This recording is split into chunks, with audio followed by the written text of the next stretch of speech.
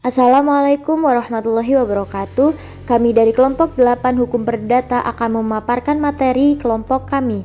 Adapun yang menjadi topik bahasan kelompok kami adalah hukum benda. Yang pertama adalah pengertian benda dan hukum benda. Benda atau zat adalah segala sesuatu yang dapat dihaki oleh orang, yang berarti benda sebagai objek dalam hukum. Dalam KUHP Perdata, benda atau zat mempunyai dua arti, yakni benda berwujud dan tidak berwujud. Selanjutnya adalah pengertian hukum benda.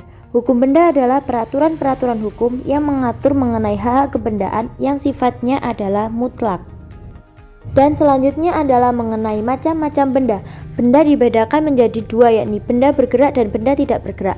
Benda bergerak adalah benda yang karena sifatnya atau penetapan undang-undang dinyatakan sebagai benda bergerak. Contohnya adalah kendaraan. Sedangkan benda tidak bergerak adalah benda-benda yang sifat, tujuan pemakaian atau penetapan undang-undang dinyatakan sebagai benda tak bergerak. Contohnya adalah tanah, bangunan. Sistematika hukum benda. Sistem pengaturan hukum benda adalah sistem tertutup. Artinya orang tidak dapat mengadakan hak-hak kebendaan baru selain yang sudah ditetapkan dalam undang-undang. Jadi hanya dapat mengadakan hak kebendaan terbatas. Selanjutnya adalah sifat atau ciri hak kebendaan. Hal ini dibagi menjadi 4. Yang pertama adalah hak kebendaan absolut, artinya hak ini dapat dipertahankan oleh setiap orang. Yang kedua adalah hak kebendaan jangka waktunya tidak terbatas. Dan yang ketiga adalah hak kebendaan mempunyai droit de suite, atau artinya mengikuti bendanya dimanapun benda itu berada. Yang keempat adalah hak kebendaan memberikan wewenang yang luas terhadap pemiliknya.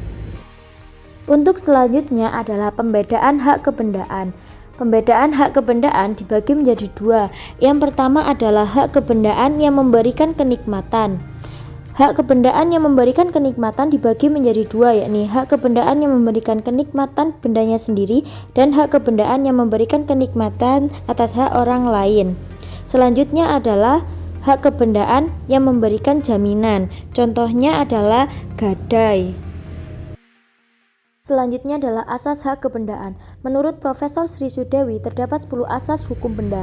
Salah satunya adalah merupakan hukum memaksa. Menurut asas ini, benda itu hanya dapat diadakan hak kebendaan sebagai yang telah disebutkan dalam undang-undang.